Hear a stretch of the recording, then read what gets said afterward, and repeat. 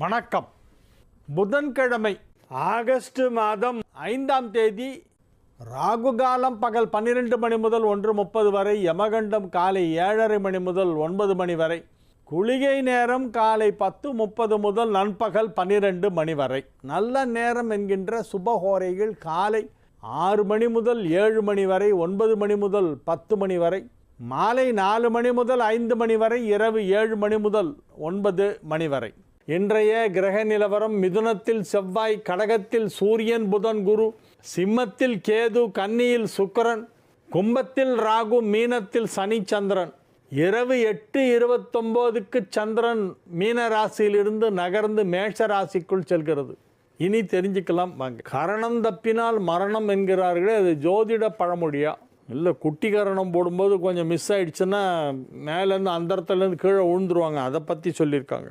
குட்டிகரணம் போகிறது, சர்க்கஸ் பண்ணுறதை பற்றி சொல்கிறாங்க. ஒருவர் இறந்த பிறகு இடுகாட்டிலே எரிக்கும் அல்லது புதைக்கும் முன்பு 2 இடத்தில் அவரை 3 முறை காட்டிவிட்டு தகனம் செய்கிறார்கள். அது எதற்காக? 3 முறை என்பது என்ன? எல்லாமே 3 தரம் பண்ணுற வழக்கம் சார் நம்மளது. வெங்கட் டிவிஎஸ். நல்ல சுவாரஸ்யமான கேள்வியாக கேளுங்க சார். பதில் எல்லாருக்கும் பயன்படக்கூடியதாக இருக்க வேண்டும். பருவதமலை பற்றி ஜீ தமிழ் டிவியில் எடுத்து கூறவும். நான் இன்னும் போயிட்டு வந்ததுக்கப்புறமா சொல்கிறேன். நான் 3 முறை சென்று வந்துள்ளேன். எனது கர்மா கரைந்துள்ளது. குட்டி இங்கிலாந்து சொல்கிறார் பருவதமலை பற்றி சொல்கிறதுக்கு. நான் போனதில்லை சார், கேள்விப்பட்டதோடு சரி. பருவதமலையெல்லாம் அப்போல்லாம் அவ்வளோ ஃபேமஸ் இல்லை, இப்போ தான் அதெல்லாம் ரொம்ப ஃபேமஸாக இருக்குது. 7 பிறவிகள் என்னெல்லாம்? கடவுள் மனிதனாக பிறப்பது, மனிதனாய் பிறப்பது, மிருகத்திலிருந்து மனிதனாக பிறப்பது, பறவையிலிருந்து மனிதனாக பிறப்பது, நீர்வாழ் உயிரினத்திலிருந்து மனிதனாக பிறப்பது, பூச்சி புழுவிலிருந்து மனிதனாக பிறப்பது, மரம் செடி கொடிகளிலிருந்து மனிதனாக பிறப்பது. எல்லா பிறவியும் எடுத்துகிட்டு தான் மனிதன் மரணம். பிஆர் கவிதை ராஜா, ஐயம்பேட்டை.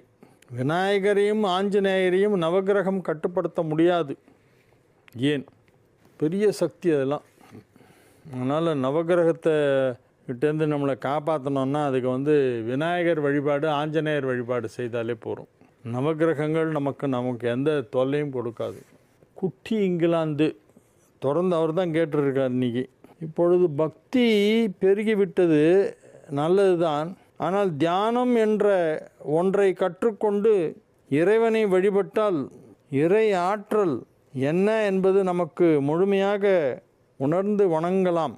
விநாயகர் அகவலில் ஔவையார் அருளிய சில வரிகள்: குண்டலி அதனை கூடிய விண்டெழு மந்திரம் வெளிப்பட உரைத்து கருத்தறிவித்தே இடர்பிங்களையின். ஃபுல்லாக எழுதிட்டாங்க. அப்படியே ஃபுல்லாக அந்த ஔவையாரோட பாட்டை அப்படியே எழுதிட்டாங்க. ஃபுல்லாக எழுதிட்டு இது போதுமா? கற்றுக்கொண்டால் தெரியும். சாதாரணமாக சாமி கும்பிடும்போது தெரியாது. எஸ் மாலா, வாசுதேவநல்லூர், தென்காசி மாவட்டம். ராமகிருஷ்ண பரமஹம்சரை பற்றி சொல்லுங்கள் ஐயா. ஓம் நமச்சிவாய. தென்காசி எம்ஜி ராம்குமார். அவருடைய வாழ்க்கை வரலாறு முழுமையாக தமிழில் புத்தகமாக கிடைக்குது. ராமகிருஷ்ண பரமஹம்சர் கடவுளை கண்டவர். கடவுள் அவருக்கு பலமுறை காட்சி கொடுத்திருக்கிறார். கடவுளை நேரில் கண்ட மகான்களிலே, அதாவது சமீப காலத்து மகான்கள், 19ஆம் நூற்றாண்டு 20ஆம் நூற்றாண்டு இந்த பீரியடில் வாழ்ந்தவங்களை மட்டும் எடுத்துக்கணும். நீங்கள் புராண காலத்துக்கெல்லாம் வேணாம். 19, 20 நூற்றாண்டுகளிலே கடவுளை கண்டவர்கள் அப்படின்ற ஒரு பெயரில் மகான்களை பற்றியெல்லாம் நம்ம படித்தோன்னா அதில் ராமகிருஷ்ண பரமஹம்சர் ரொம்ப முக்கியமானவர். ராமகிருஷ்ண பரமஹம்சர் எப்போவோ உட்காந்து தியானம் பண்ண ஒரு அறை, ஒரு ரூம், கல்கத்தாவில் தக்ஷிணேஸ்வருங்கிற இடத்துல கங்கை ஆற்றுக்கு பக்கத்திலே இருக்கிறது அந்த அறை. நான் அந்த காளி எனக்கு ரொம்ப பிடிக்கும். அடிக்கடி போய் காளியை பார்த்துட்டு வருவேன். இப்போ போய் ஒரு 1.5 வருஷம் 2 வருஷம் கிட்டத்தட்ட ஆறுதுன்னு நினைக்கிறேன். நியர்லி 2 இயர்ஸ் ஆக போகுது. அதுக்கு முன்னால் போயிருந்தேன். அப்போ அந்த காளியை தரிசனம் பண்ணிவிட்டு அங்கே போய் அந்த அறையில் போய் உக்காண்டோம். அதுக்கு அடுத்த தரம் போனப்போ அந்த அறையில் அலோவ் பண்ணலை யாரையுமே. நாங்கள் போனப்போ அந்த ரூமில் உள்ளே அலோவ் பண்ணாங்க. உள்ளே போய் உக்காண்டு தியானம் பண்ணலாம் யார் வேணாலும் அப்படின்னாங்க.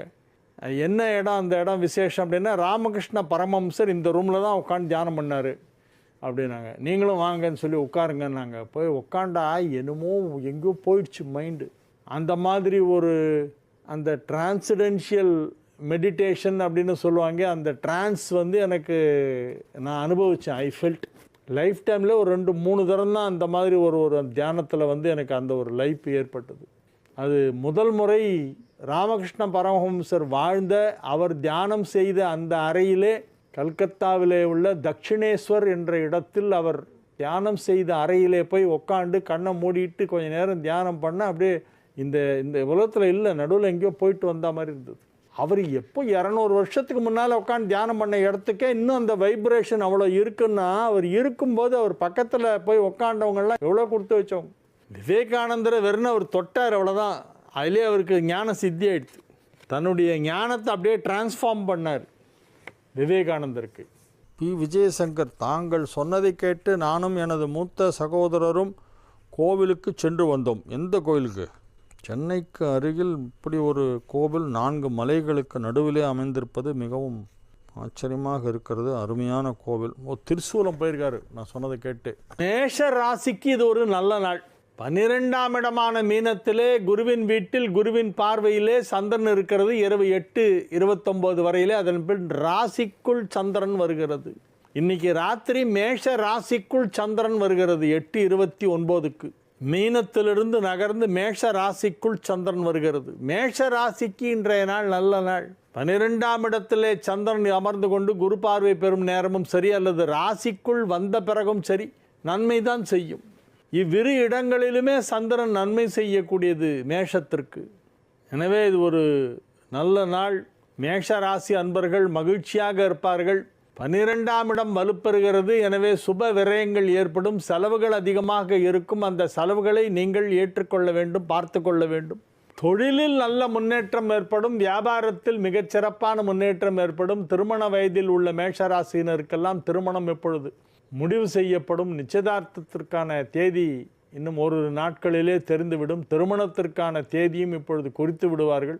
ஐப்பசி மாதத்திலோ அல்லது கார்த்திகை மாதத்திலோ திருமணம் நடைபெறப் போகிறது. அதற்கான ஏற்பாடுகள் இப்பொழுது மும்மரமாக நடைபெற்று கொண்டிருக்கும். எனவே அனைத்து வயதினருக்கும், எல்லா வயதில் உள்ள மேஷராசினருக்கும் அவரவர் தேவைகள் என்னவோ அவையெல்லாம் இப்பொழுது நிறைவேற்றப்படும்.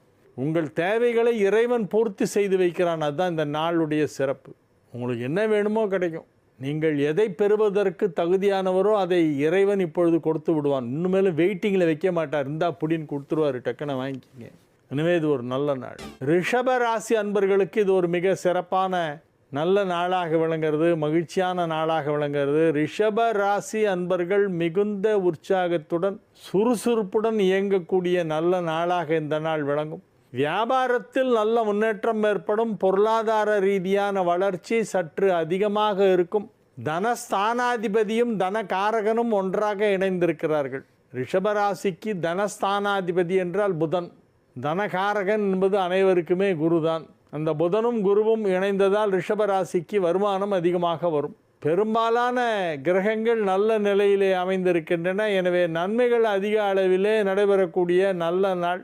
8 குடைவன் உச்சம் பெற்றிருக்கிறானே, அஷ்டமாதிபதியாச்சே குரு, அது எப்படி நன்மை செய்யும்? அதே குரு தான் லாபஸ்தானாதிபதியாகவும் இருக்கிறார். எனவே லாபஸ்தானாதிபதி உச்சம் பெற்றால் பணம் கொடுப்பார். அதை நாம் பார்க்க வேண்டும். அவர் அஷ்டமாதிபதியாக அதிக இன்னல்களை கொடுப்பாரா, அல்லது லாபாதிபதியாக அதிக பணத்தை கொடுப்பாரா, லாபத்தை கொடுப்பாரா என்று பார்த்தால் அது லாபாதிபதியாகத்தான் அதிக நன்மை செய்யும் என்று சொல்லலாம். ஏனென்றால் குருவின் பார்வைப்படுகிறது. எனவே இது ஒரு நல்ல நாள். ரிஷபத்திற்கு மிகச் சிறப்பான நல்ல நாள். மிதுன ராசி அன்பர்கள் மிகுந்த மகிழ்ச்சியுடன் காணப்படுவார்கள். ராசி அதிபதி 2ஆம் இடத்திலே உச்சமடைந்த குருவோடு இணைந்திருக்கிறது.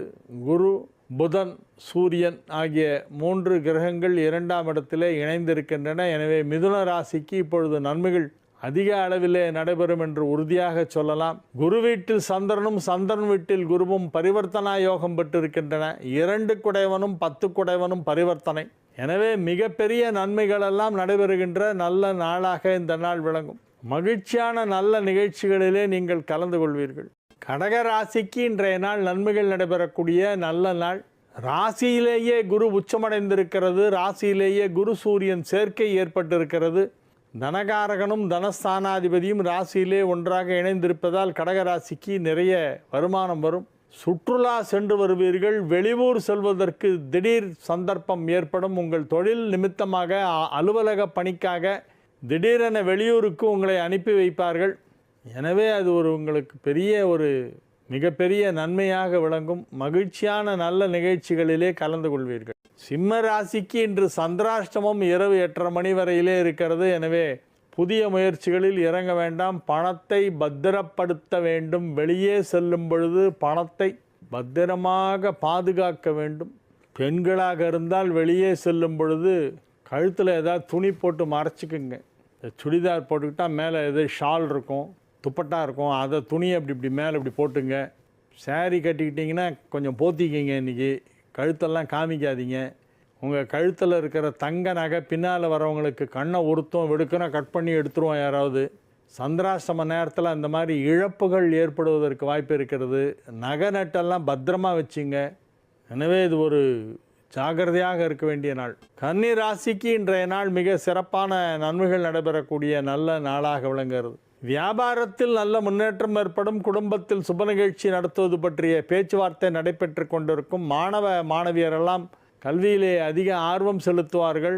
ராசிக்கும் 10க்கும் அதிபதியான புதன் 11ஆம் இடத்திலே உச்சம் பெற்ற குருவோடு இணைந்திருக்கிறது. லாபஸ்தானத்திலே வலுவாக அமர்ந்திருக்கின்ற புதன் இப்பொழுது கல்வியிலே ஆர்வத்தை ஏற்படுத்தும். சுமாராக படிக்கிற பசங்க கூட நிறைய மார்க் வாங்க ஆரம்பிச்சிருவாங்க. உங்கள் பேரண்ட்ஸ் எல்லாம் பார்த்துட்டு ஆச்சரியப்படுவாங்க. இது என்னது 69 96 அப்படின்னு பார்த்தா 96, நிஜமாகவே 96. நான் 69 தான் தலைகீழ காமிக்கிறான்னு நினச்சேன். 96 ஏன் பையனா அப்படின்னு ஒரே ஷாக் ஆகிடுவாங்க பேரண்ட்ஸ் எல்லாம். அவ்வளோ நல்ல படிப்பு வரும், நல்ல மதிப்பெண் கிடைக்கும். இப்போது எழுதுகின்ற தேர்வுகள் அனைத்திலுமே நீங்கள் முதலிடத்தை பிடிப்பீர்கள் என்பதிலே எந்தவித சந்தேகமும் இல்லை. ஏனென்றால் புதன் உங்களுக்கு இப்பொழுது ஆதரவாக இருப்பதால் எல்லா விதமான கல்வி முன்னேற்றமும் நன்றாக இருக்கும். தாய் மாமா வீட்டிலிருந்து ஒரு நல்ல தகவல் வரும். தாய் மாமா உங்களுக்கு இப்பொழுது ஆதரவாக இருப்பார். மாமா பொண்ணை கொடு அப்படின்னு பாட்டு பாடினீங்கன்னா பொண்ணு கொடுத்துருவார். தாய் மாமா உங்களுக்கு பெண் கொடுப்பார். தாய் மாமாவுடைய மகளை திருமணம் செய்து கொள்ள வேண்டுமானால் புதன் நல்லா இருக்கணும் ஜாதகத்தில். அப்போ தான் மாமா பொண்ணை கல்யாணம் பண்ணிக்க முடியும். இல்லைன்னா அது வராது, கட்டாயிடும். இப்போ உங்களுக்கு புதன் நல்லா இருக்குது, அதனால் மாமா பொண்ணை கல்யாணம் பண்ணிக்கலாம். திருமண வயதில் இருந்தால் தாய் மாமாவின் மகளை மணந்து கொள்வீர்கள். மாமா வீட்டிலிருந்து நல்ல செய்தி வரும். தாய் வழி உறவினர்கள் உங்களுக்கு உற்ற துணையாக இருப்பார்கள். நன்மைகள் நடைபெறுகின்ற நல்ல நாள். துலா ராசிக்கு இன்றைய நாள் மிகச் சிறப்பான நாள், மகிழ்ச்சியான நாள். எல்லா விதமான நன்மைகளும் நடைபெறக்கூடிய நல்ல நாளாக இந்த நாள் விளங்குகிறது. 6ஆம் இடத்திலும் பிறகு 7ஆம் இடத்திலும் சந்திரன் சஞ்சரிக்கின்ற நாள் என்பதால் நன்மைகள் அதிக அளவிலே நடைபெறும் என்று சொல்லலாம். 6ஆம் இடத்திலே சந்திரன் இருக்கும் பொழுது குருவும் சந்திரனும் பரிவர்த்தனா யோகம் பெற்றிருக்கின்றன. எனவே அது ஒரு விதத்தில் நன்மை தான் செய்யும். 3-10 குடைவன் பரிவர்த்தனை, 6-10 குடைவன் பரிவர்த்தனை. எனவே துலா ராசிக்கு இன்றைய நாள் நல்ல நாள். விருச்சிக ராசி அன்பர்கள் இன்று மிகுந்த மகிழ்ச்சியுடன் காணப்படுவார்கள்.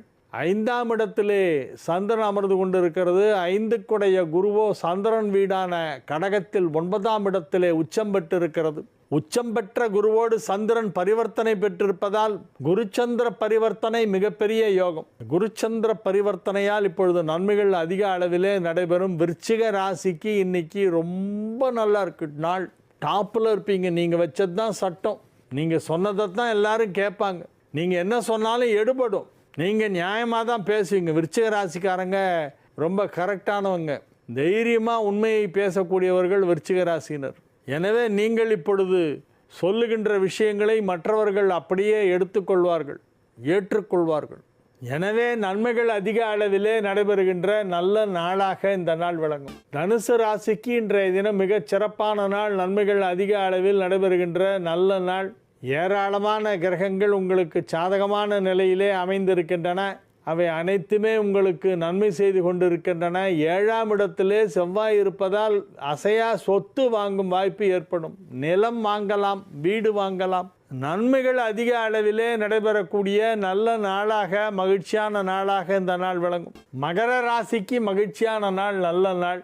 மகர ராசி அன்பர்களெல்லாம் இப்பொழுது உற்சாகமாக, சுறுசுறுப்பாக, விறுவிறுப்பாக செயல்படுவார்கள். நன்மைகள் அதிக அளவிலே நடைபெறுகின்ற நல்ல நாள். வியாபாரத்தில் உள்ள மகர ராசியினருக்கு அதிலே பெரிய லாபம் கிடைக்கும், நிறைய பணம் கிடைக்கும்.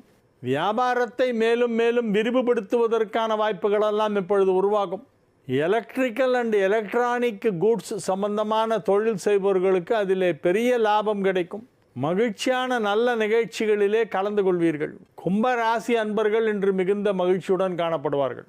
6ஆம் இடத்திலே 3 கிரகங்கள் இணைந்திருக்கின்றன. சூரியன், புதன், குரு ஆகியவை 6லே ஒன்றாக இணைந்து அதிலே குரு உச்சமும் பெற்றிருக்கிறது. எனவே கடன் வாங்க வேண்டிய அவசியம் ஏற்படலாம். ஏதாவது ஒரு நல்ல விஷயம் வீட்டில் நடக்குது, நல்ல காரியம் நடக்குதுன்னா அப்போ அதுக்கு கடன் வாங்கினா தப்பு இல்லை. வீட்டை கட்டிப்பார், கல்யாணத்தை பண்ணிப்பார்மாங்க. அது ரெண்டும் பண்ணுறதா இருந்தால் கடன் வாங்கலாம், கடன் வாங்கி தான் ஆகணும். எனவே உங்கள் வீட்டில் ஏதோ நல்ல சுப நிகழ்ச்சி நடைபெறப் போகிறது, அதற்காக கடன் வாங்குவீர்கள். அல்லது ஒரு நல்ல ப்ராப்பர்ட்டி விலைக்கு வரும், டக்குன்னு அதை வாங்கணும், உடனடியாக வாங்கி ஆகணும். இந்த ப்ராப்பர்ட்டி வாங்கினோம்னா அதுக்கு கொஞ்சம் ஷார்ட்டேஜ் ஆகுது, அதுக்கு கடன் வாங்கணும். அந்த மாதிரி வாங்கலாம். படித்து கொண்டிருக்கும் மாணவ மாணவியரெல்லாம் கல்வியிலே நல்ல முன்னேற்றத்தை காண்பார்கள். மேல் படிப்பு படிப்பதிலே ஆர்வம் அதிகரிக்கும். உயர்கல்வி கற்க வேண்டும் என்ற எண்ணம் அதிகமாகும்.